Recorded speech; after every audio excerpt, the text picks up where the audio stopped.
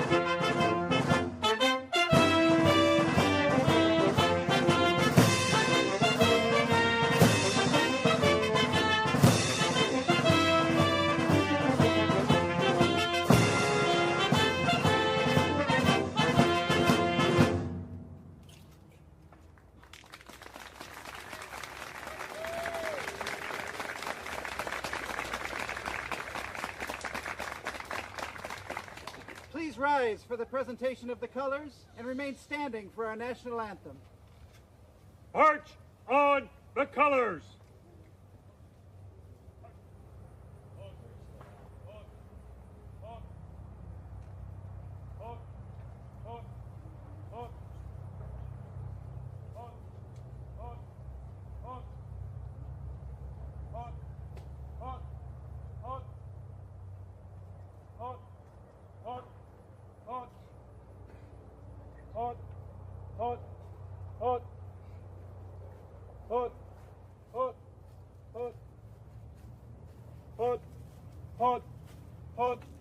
Colors! Colors! Halt! Pay, set, hark!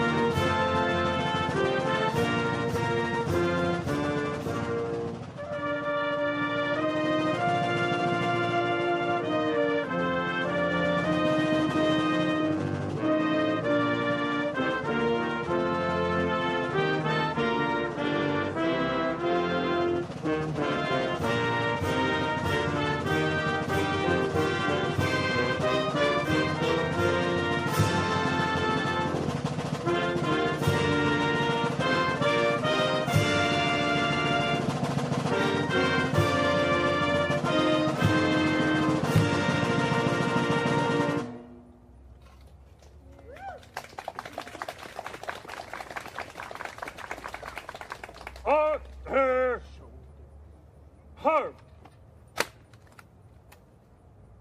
Retire the colors! Colors! Colors, turn! Arch! Hot! Hot! Hot! Hot! Hot! Hot! Hot! Hot! Hot! And parade! Rest!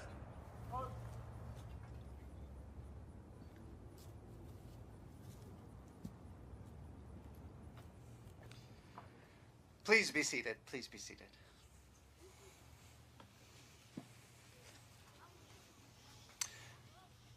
We gather here today on hallowed ground, the final resting place of the most famous musician of the United States Marine Corps, John Philip Sousa.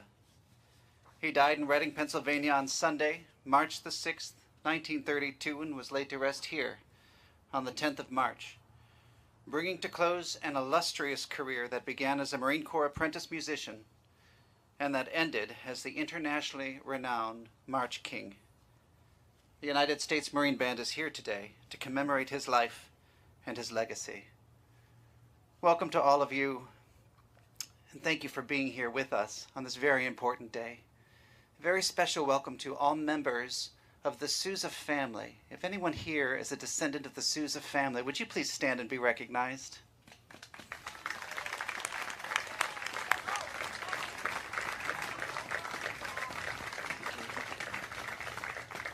It's so wonderful to see you again. Also, a special welcome to any former members of the United States Marine Band.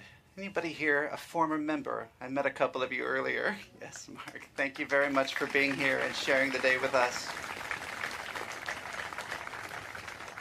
And a welcome to all of you across the country enjoying this celebration for the first time on our live stream. Thank you for being here with us as well.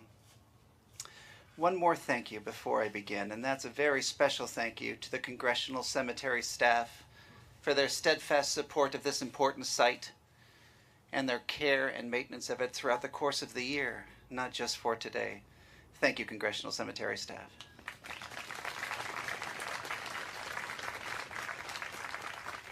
And a special, one more shout out to Monica Mills, who I met, there she is this morning, who's recently adopted this site and has taken such good care of it for us and have planted these beautiful arrangements you see here today for us to enjoy. Thank you very much, Ms. Mills. Today marks John Philip Sousa's 165th birthday. He was born on November 6th, 1854 at 636 G Street Southeast, less than 3 blocks from the historic Marine Barracks, Washington. His father, Antonio, was a trombonist in the Marine Band, ensuring that Sousa was surrounded by music since his earliest days. His schooling began at home, where in addition to reading and writing, he received his first instruction in music at just 6 years old. In time, his studies would include lessons on piano, violin, flute, cornet, alto horn. Yes, that's a thing, alto horn. Baritone, trombone, and in music composition. During Sousa's busy childhood, the Civil War was raging, and Washington was an armed camp. The sounds of military bands filled the city and had a profound effect on young Sousa. His father would often bring John Philip to Marine Band rehearsals, and the budding musician was even permitted to play cymbals, or that infamous alto horn, with the band on occasion. But the account of the beginning of Sousa's Marine Band career is almost too fantastic to believe. When only 13 years old, Sousa was approached by a leader of a circus band who heard him practicing his violin. Impressed with his ability, the band leader persuaded young Sousa to secretly run away from home to join the circus for a tour that started the next day. Thankfully, the plan was discovered by his father, and early the next morning, June the 9th, 1868, he escorted John Philip to the Marine Barracks and had him enlisted as an apprentice musician in the President's Own United States Marine Band. The decision we parents have to make sometimes, huh? After serving almost 7 years with the Marine Band, Sousa decided to leave the Marine Corps and head out on his own. He began a very successful career, performing and conducting in theater orchestras in Washington, D.C. and in Philadelphia, while also beginning to write and publish some of his own original compositions. 5 years after leaving the Marine Band, the Commandant of the Marine Corps himself approached Sousa and offered him the position of Director of the President's Zone. And despite the fact that he was in the midst of a very successful civilian career, Sousa answered the call. He jumped at the opportunity, and on October the 1st, 1880, at the age of 25, he enlisted once again for service with the Marine Band, this time as our 17th director.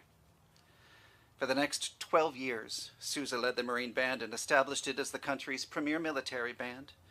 Rehearsals became exceptionally strict and professional, and the quality of the band improved rapidly. Marine Band concerts quickly attracted discriminating audiences, and the reputation of the band began to spread well beyond our nation's capital. It was also during this time, when he took over our band, that Sousa began to write the marches that would later earn him the title the March King. In 1888 came Semper Fidelis, the march that you heard earlier this morning, which he dedicated to the officers and enlisted of the United States Marine Corps. And shortly after, in the year 1889, he penned the Thunderer and some of these kids' favorites, the Washington Post. The Marine Band and Sousa became tremendously popular around Washington, and Sousa was determined to share the talents of its musicians beyond those borders, the borders of the capital city. In 1891, after receiving permission directly from President Benjamin Harrison, Sousa took the band on its first ever national concert tour, traveling through 13 states in New England and through the Midwest. And as the story goes, Sousa had the band at the White House the day before this important meeting with President Harrison, and talking to the First Lady about this upcoming meeting, maybe a little anxiety, but his plans about taking the band out. He kind of got it off his chest and maybe even tested a few arguments. The next day, as Sousa tells the story, he walked into the meeting with the president. The president turned around and said, "I heard all about it. You can take the band." Smart man, that John Philip Sousa, smart man. The trip was a tremendous success, and a second national concert tour was scheduled for the following year, taking the band all the way to the West Coast. These tours soon became an incredibly important part of the band's identity and its ability to connect directly with the American people. It's a practice we proudly continue to this day, more than 125 years since he took the band that first time. After more than a decade as director, Sousa's growing popularity and success prompted him to leave the Marine Band to form his own civilian band. He received his discharge following a special farewell concert at the White House on July 30th, 1892, and he immediately formed the Sousa Band. For the next nearly 40 years, he led the most successful civilian band in history. He made annual tours of North America.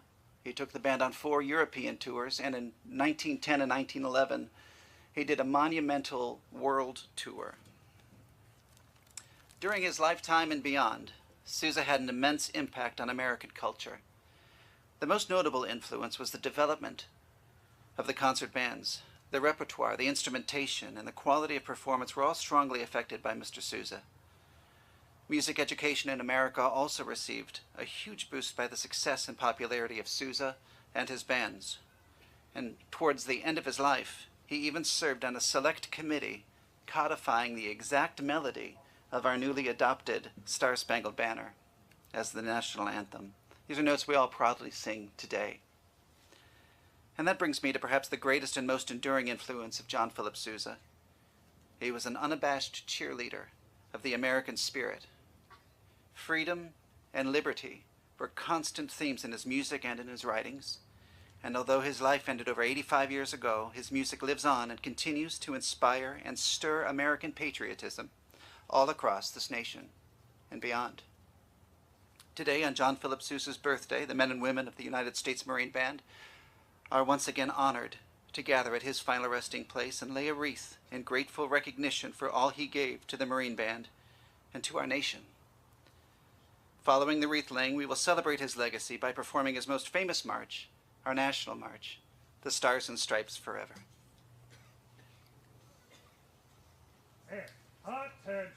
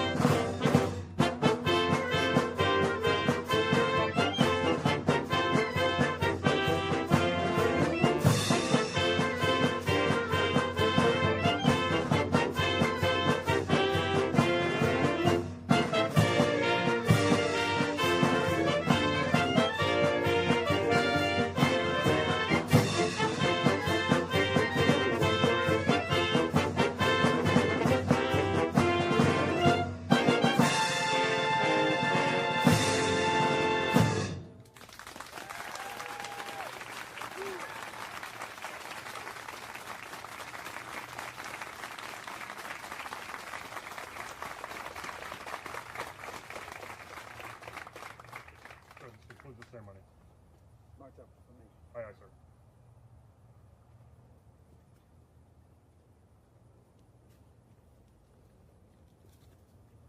Part time.